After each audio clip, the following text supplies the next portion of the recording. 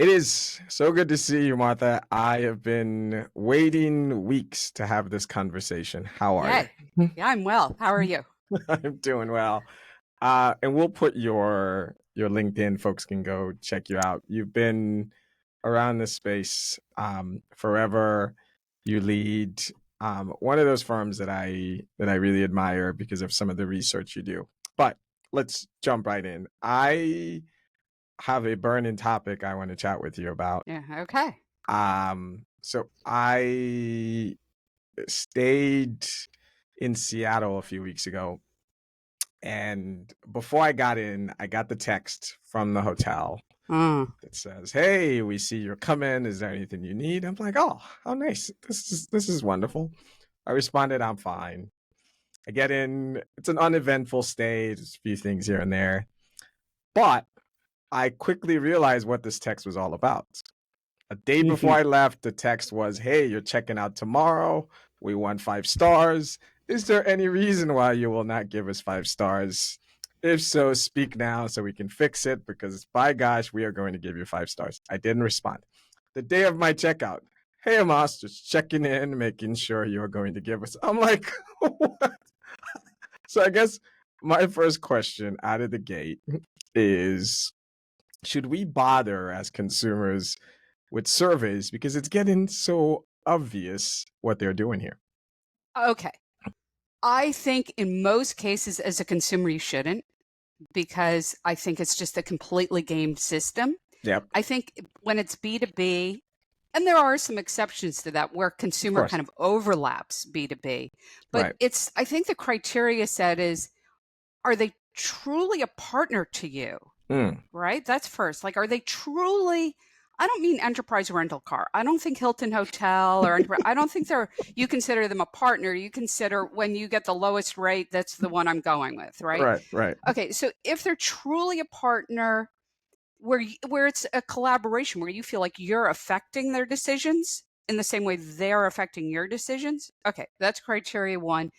Criterion two would be that you feel like they're truly listening. mm, So the question isn't like, when will you give us 5 stars? right, Right? It's not that. It's, we're here to listen.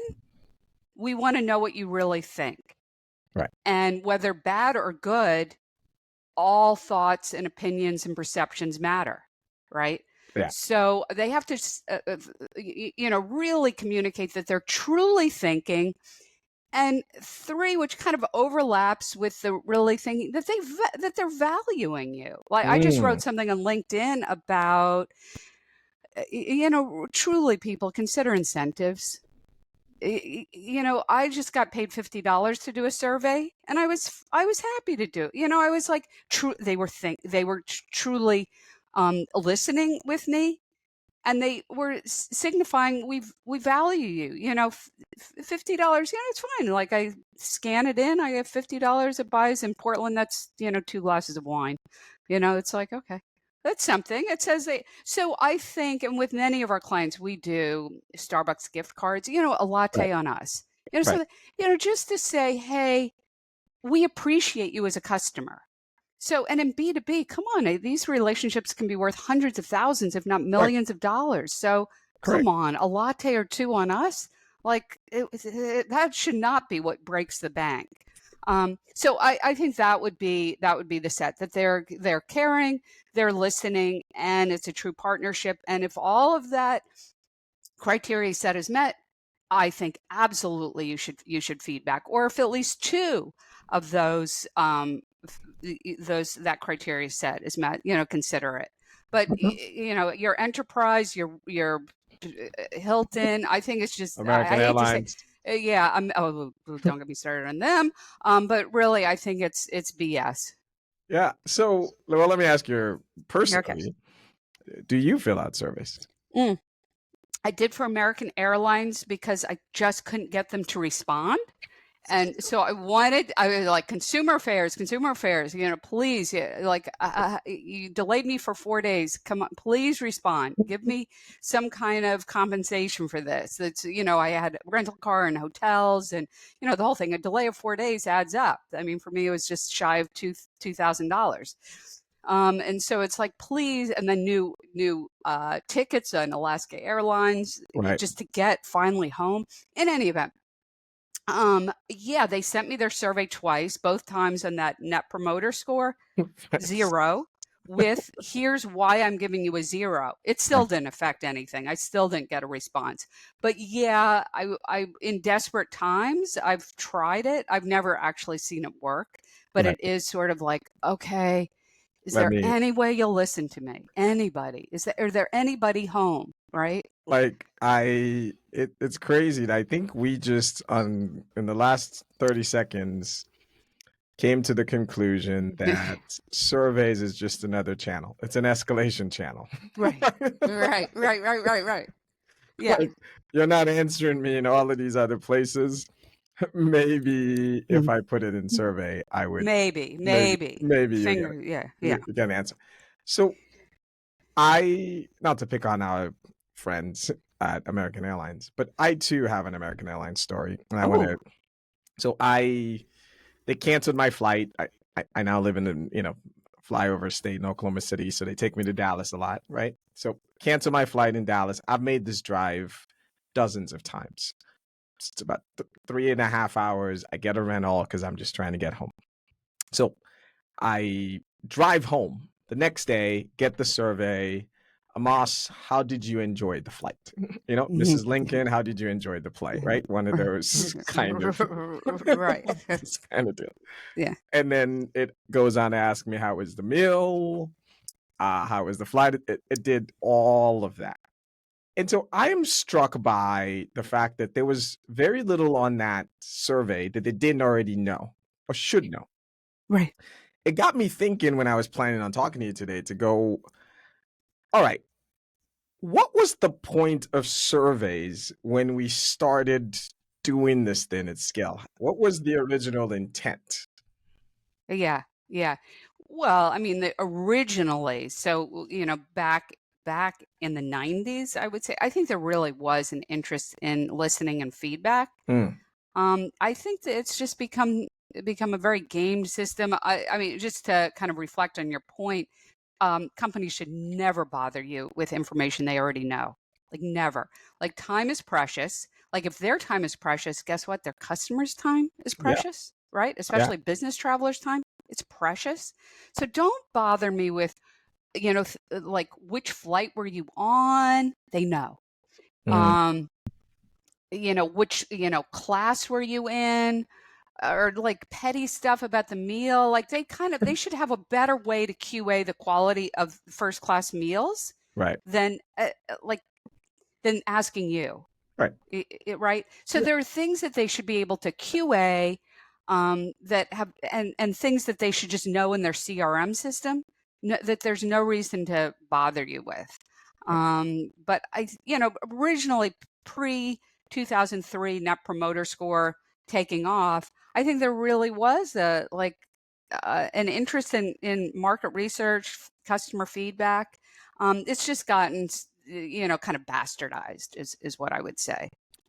So I wanna get into this whole NPS business. You've mentioned it a couple of times. Mm, 2003. So 2003 happens, the famous HBR article, right. all of this deal, and then we get NPS. I think Bain or one of them kind of Hmm. made it into a thing. Tell me, and I'll also, as one who lived through it, this was also the internet had now had a foothold in society, right? Right. Emails was now like mainstream. So paint the picture for me. 2003. How did that moment that leads up to now change the way companies thought about surveys? Right. So I think there's a confluence of factors. First, that article in HBR by Fred Reichheld, it made a lot of sense. Yeah. Like it was good. When I read it, I was like, ding, ding, ding, that's good.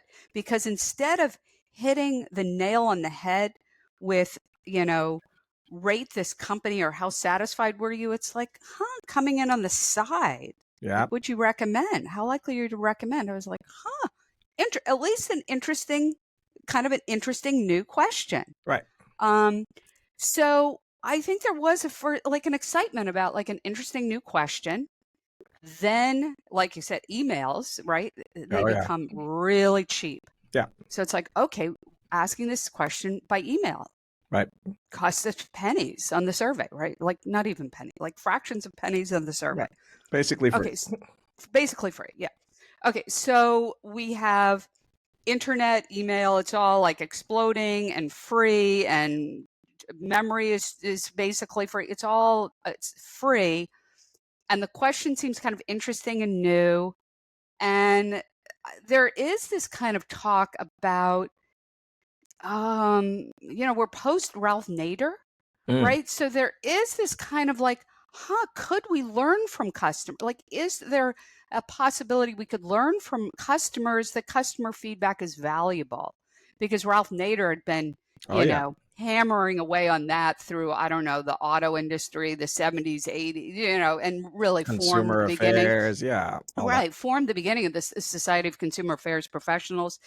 So I think it's like those factors where it's like, maybe we can learn from our customers. Now, interesting people like Steve Jobs would kind of push back on that. Right. He'd say, no, actually, we set the bar for the customers, Right. They which don't. I think there, there's some good ideas there. I think Hertz set the bar. It's not that it's they examined customer behavior. I don't think this was a survey question, and said, what do people like you and me care about when we get to the rental car station? We like that Speed. Martha Brooke's car is in slot 91. We Yeah. like that little Yeah. personalization, and we want to get out quickly. Oh, the keys are right there in the car. It says Martha Brooke, slot 91. I'm gold. I'm acknowledged. I'm personalized, and I get out of the airport quickly. Like, that's what I care about. And that's not something you surveyed about. That's like examining customer behavior Yeah. and saying, oh, let's craft a customer experience around what the customer cares about. I mean, going back to the iPods, Yeah. it seems like so long ago, but pre-iPad, it was like, well, what do customers care about? Like a cool interface where they can carry 25,000 songs with them anywhere. It wasn't like a customer who came up with that idea. So No. this is, I get that I'm kind of going here and there with an answer to this question, but I think there is, coming back to NPS and the pros and cons of it, there is this like, well, we could learn from customers, and yet there's also a path of, but what exactly do we want to learn from our customers Well, that's worth thinking about? yeah. And I think I want to come back there, but I want to go to this point of purpose. Mm. So purpose is I want research, I want insights. NPS came, and I feel like the purpose is now changed. I feel like not just I feel like it's clear to me now the purpose of NPS is NPS. Am I hmm am I off base on that? Like it seems like the score of it has become the idol now. Yeah. I think that's like 98% of consumer companies. I mean, think about podcasts you listen to. It's like, if you can give us 5 stars, give us, by all means, rate us 5 stars. But it's always prefaced like that, just like with your hotel experience. When you're ready to give us 5 stars, we're ready to interact. But until that time, we're really not interested. I mean, car servicing companies are famous for this. Just like, give us 5 stars, give us five, pleading, begging. It's really, and you know what? It's just annoying. It's Yeah. just annoying. It's not like, we can smell, like, that's not real. Like, that's not real. That's not any kind, and that's not market research or customer listening. That's just, worried about employees feeling like, if I don't get 5 stars, I'm going to get fired, which is that's a bad system, right? That's not fair. Yeah, I mean, is it Warren Buffett who said like, "Show me the incentives, and I'll show you like what the company's goals are." So, Right. I mean, I'm speaking as someone who, when I was in charge of the CX for, big consumer goods company, the wonderful company. I got a bonus from NPS. So, Okay. guess what? there were entire company organizations, so did the C-suite. There were Right. entire programs that, yeah, we wanted to improve the experience. But if the experience improved and NPS didn't improve, they will be held to pay. So Right. very, very quickly, it became about the NPS score. And if tangentially the experience improves, I mean, we hired outside parties and everyone does it. Like, how do we improve customer experience? So what would you say about this incentives of where we've gotten ourselves into, not just about NPS, but as long as you have a culture that's about the score in and of itself is a good financial thing, what do you tell companies who are contemplating this issue? Yeah, fire the culture. You need a new culture. Yeah, like that's not good. Like I think there's this let's just offload this to the customer. Well, what about QAing? What about Mm, watching? What about listening to how the customer interacts with the customer and making decisions based on your brand promise and what you allege your company is about? After all, your customer doesn't know. yeah, Like maybe your brand promise is about speed. So are you answering these questions quickly and efficiently? Maybe your company is about education. We right. educate the customer. Well, forget this. Then you should be the customer isn't studying your brand promise. I Right. promise you No, that, right? no. So then you're listening for, and that can be through AI, but also through real research, both. Listening for, like, are they informing the customer and proactively and giving ideas? If that's what your culture, if that's what your brand promise is like, oh, we're all about education and blah blah blah. Well, then listen for that. Yeah,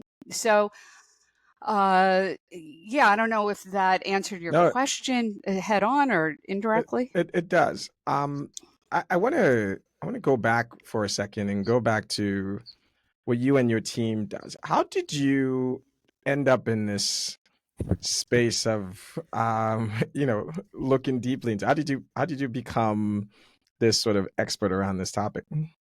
Sure. So I worked for two .coms, back in the day, Right. both I .bombed. can't believe .com is back in the day now, but go on. Yeah. So food.com and then Lucy.com. Yeah.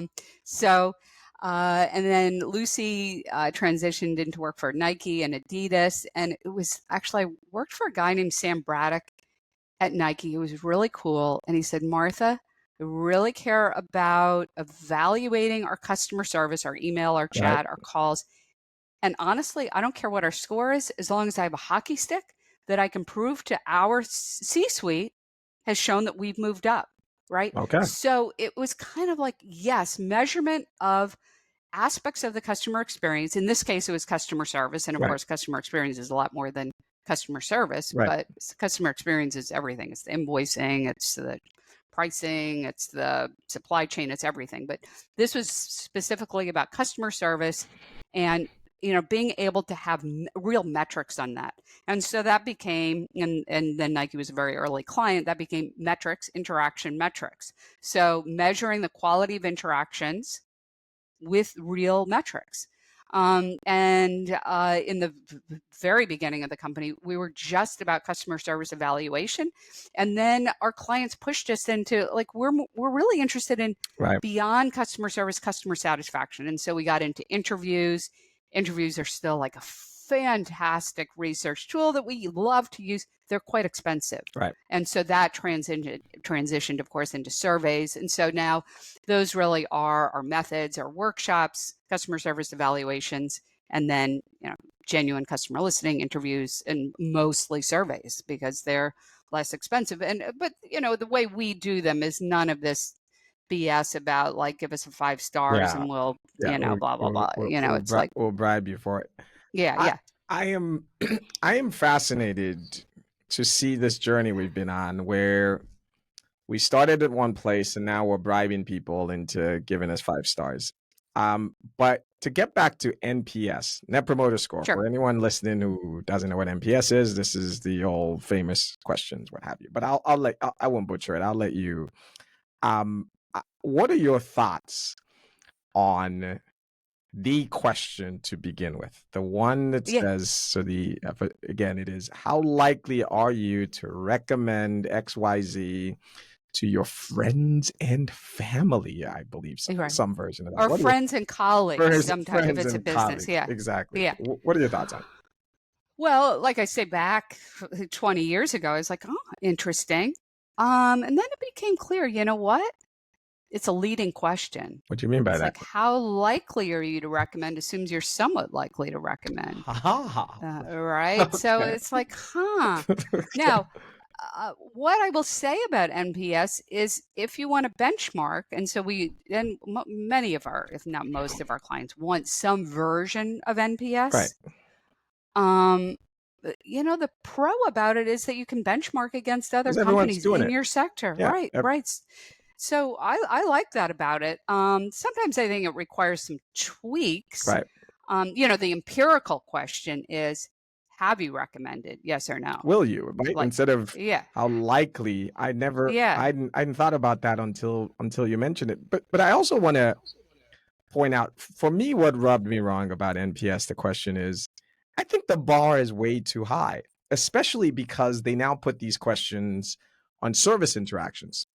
So you're right. saying, I am going to recommend your company to my family because I spoke with Joe on the 1-800 number. Does like Right. Like, no, like that's just not like it's just not how humans work, right? right, Like you didn't have a phone call or you didn't receive a package that was packaged correctly and now you're like, "Hey Bob, got to buy from this company." Like no, it's like it's really off kilter and you want good listening has is in concert with how humans actually conduct themselves. right, So it's yeah, but I don't think Reicheld originally intended it. It was right. like at the end of your interactions, right, about the entire company, like how likely are you to recommend ABC to a colleague. So it was at the end. It just became again butchered and bastardized. So it's like you got a package at your doorstep. How are you going to recommend?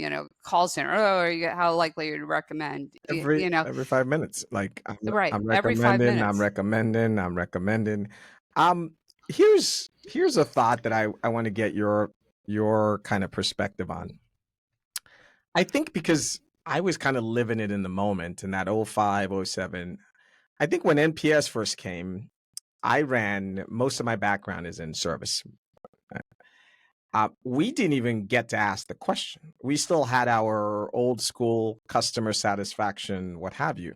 But what would happen would be there was this sort of usually lived in marketing or whatever consumer analysis that was doing NPS and will say our score is X, Y, and Z. Well, inevitably they would say, "Well, Amos, you're the problem. Well, you're the VP of whatever, so customer service needs to." And then I remember we went from that to, well, let's just ask the same question across the board because they were struggling with connecting my CSAT scores that was going up and down. There was just no correlation whatsoever. So the thinking then became, well, let's bring that in. And from day one, I just want to tell you, as someone who led contact center, it was always war because I would go to that representative and my supervisors and managers will sit next to this poor person and say, "Hey, listen, your NPS score was this," and they would go, "No, I had a great interaction. The QA scores were fantastic. This customer has no issue with me. They were not recommending the company Right, right. because of that." And so it never got any buy-in because, to your point, I think the real thing that sunk NPS, and I want to get to what you think we do about NPS going forward here, is it became too popular for its own good. Like Right. every department, it became just bastardized. So I guess I will ask you a question of, as you work with companies who are trying to just understand, the genuine ones, who are like, I need to connect. I want the NPS to benchmark, but I need to be able to measure these interactions along the way. What do you say to those guys? Sure. I think as you know, as long as it's the end of interactions and you're very clear that this is at the end of the journey, and now it's like how likely to recommend. I'm good with that. Now, along the way, you want to know, how did that touch point go? Yes. Um, Please rate your experience with James Brown, Yep. Martha Brooke. Yep. Please rate your experience with, based on his or her politeness, based on his or her knowledge. Like, there are some very specific Mm. questions simply about that interaction and being very clear. Like, was Martha polite and courteous? Did Martha know what she was talking about? Like, and keep it on that, so that you can actually train to that data. Mm. Does that make Yeah. sense? Like, train to Yeah. that, because maybe Martha was very courteous, but she didn't have any answers. Right. Well, okay, great. Now we need to train. Martha's good on the polite, but let's do a good training class to give her some more knowledge about the product or service. And so the takeaway here is, tailor your questions to the interaction, Right. and don't be sloppy and just have one question does it all. I Like, I right? agree. You can't NPS everything. And we're gonna move on from NPS, but I do have one final question for you around this No, topic. sure.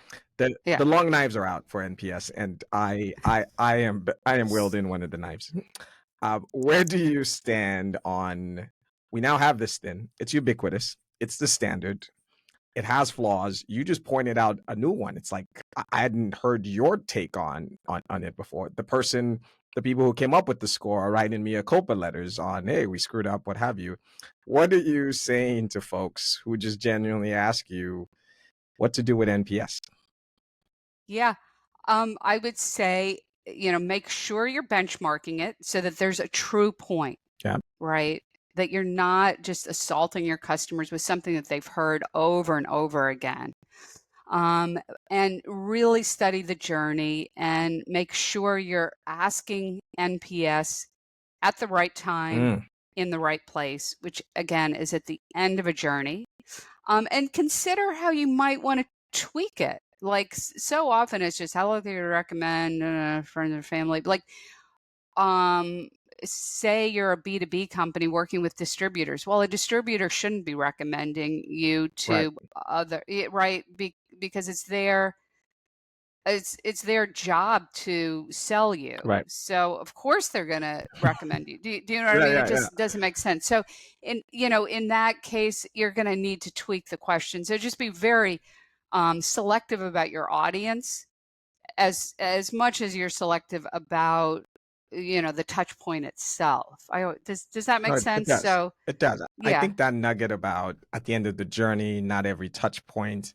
I think these are a way to reform it, because to your point, can't throw the baby away with the bathwater. We need to come up with a better Right, that is a pretty ugly, like, who was doing this, by the way? But yeah. was that a thing in the 1600s? Um, but I think you're giving folks some really important tips.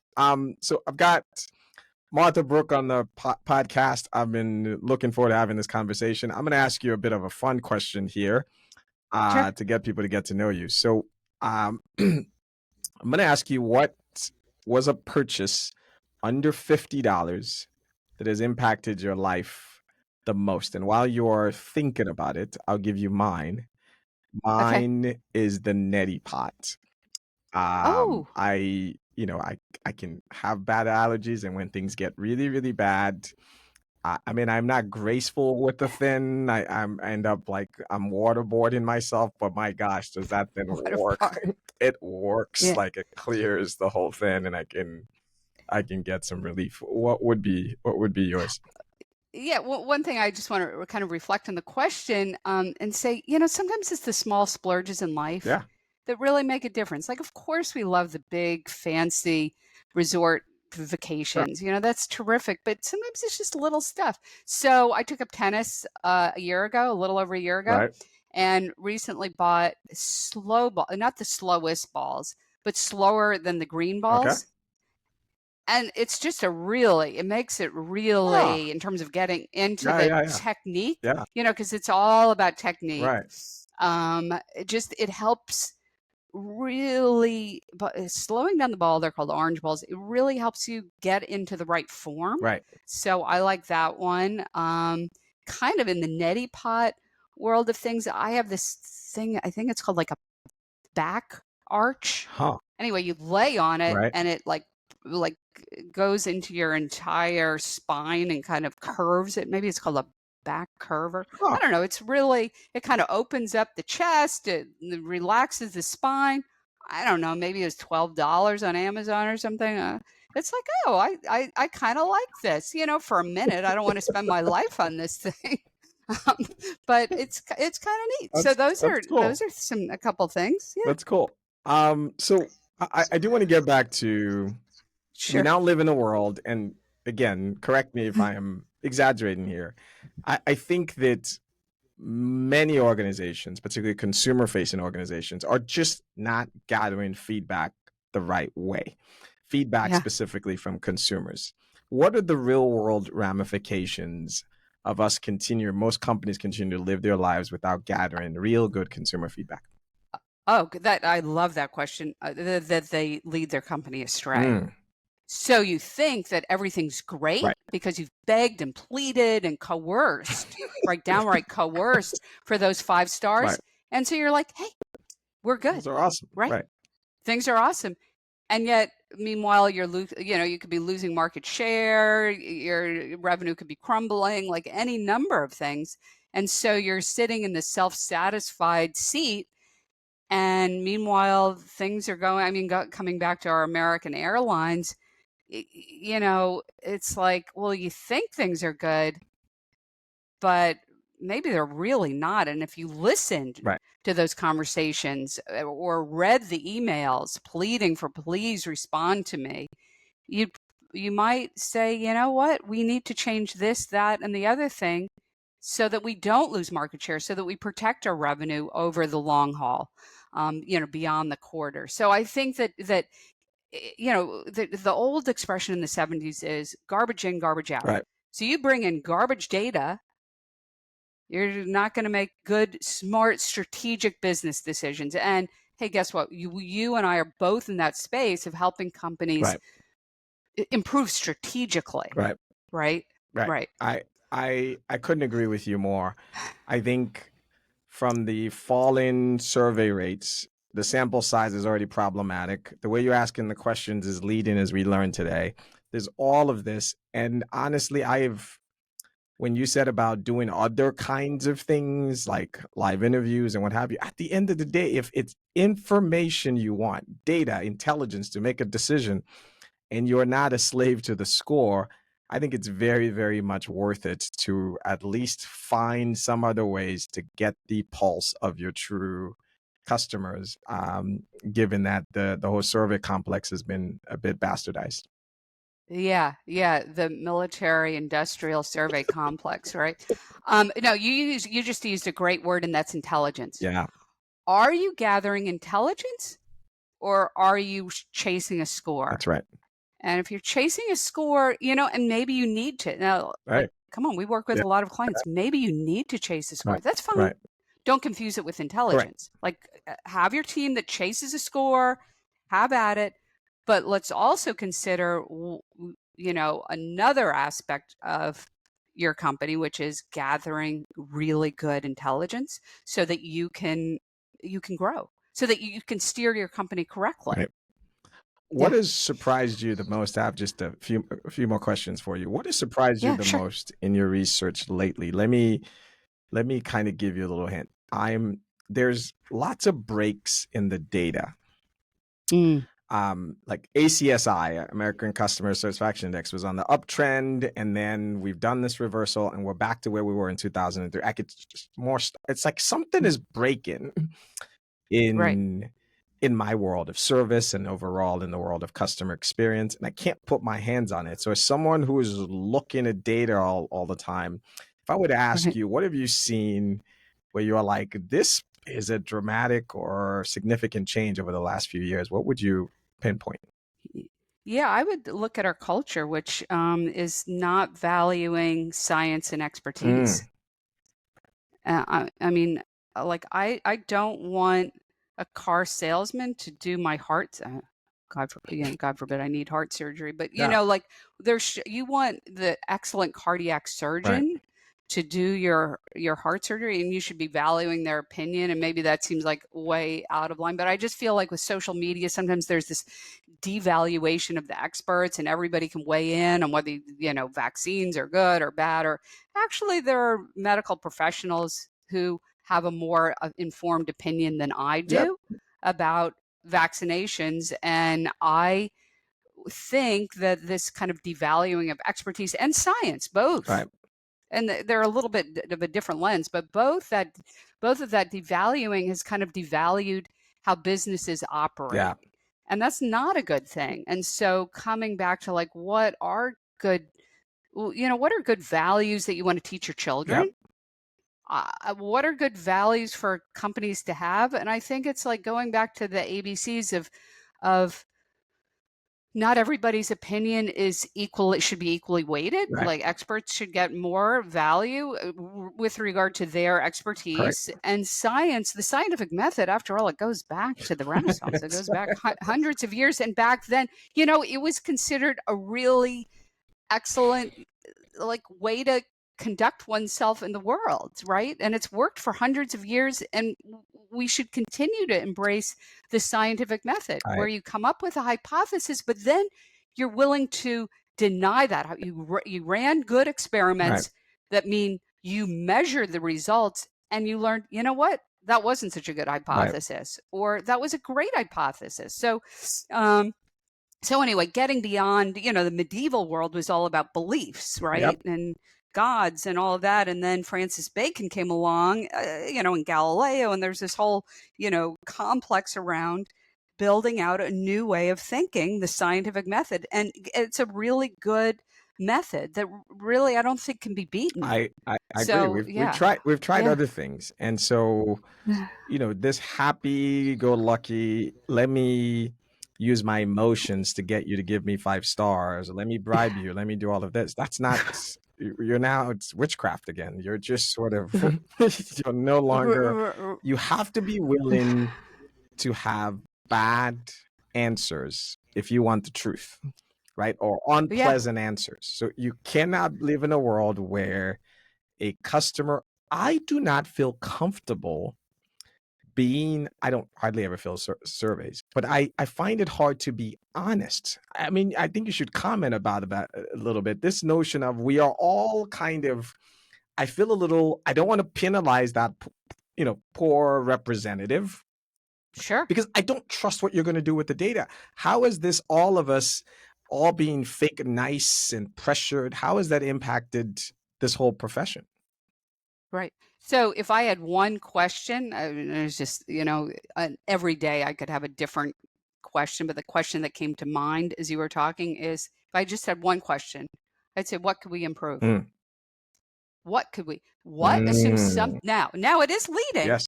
right? It assumes that something could be Right. improved, but I think it's better Yeah. leading than how likely you Recommend recommend, this. Yeah. Yeah. Yeah. but just like, hey, what could we improve?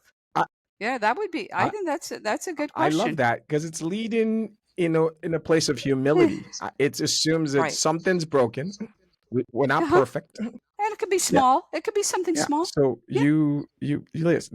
That makes sense. My last question for you would be, sure, um, in your work with CX leaders who are interested in doing this correctly, I assume sure.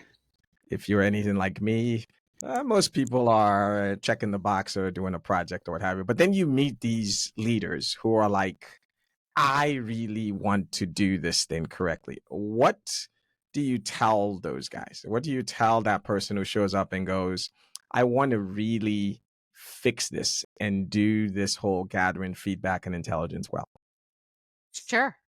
I would say let's start with, and we do it for free. Audit. Let's audit your Mm, survey.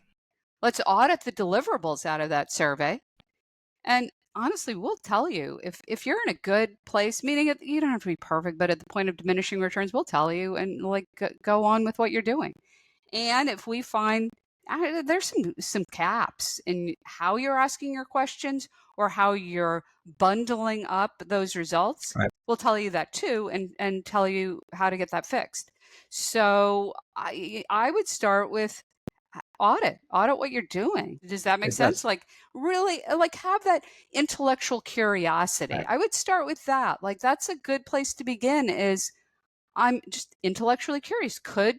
Are we asking a survey that's maybe maybe we need to do this like Yeah. gaming, blah, blah, blah. That's one side of our company. But maybe there's also, maybe there's space to listen to our customers as partners and tweak some things, or maybe make radical shifts in things. Or maybe maybe everything's great. Our price point is good, our supply chain is good, but our communication around those isn't great. Yeah. So, and honestly, we could talk about this for hours. Like I do a workshop on how to improve the survey invite so it's less leading, Yeah. right? How to improve the survey questions themselves, how to bundle up and run analysis, like correlation analysis is almost always fascinating, finding out what variables are moving Right. together, right? Because those can become, if it's a really high correlation, Right. drivers.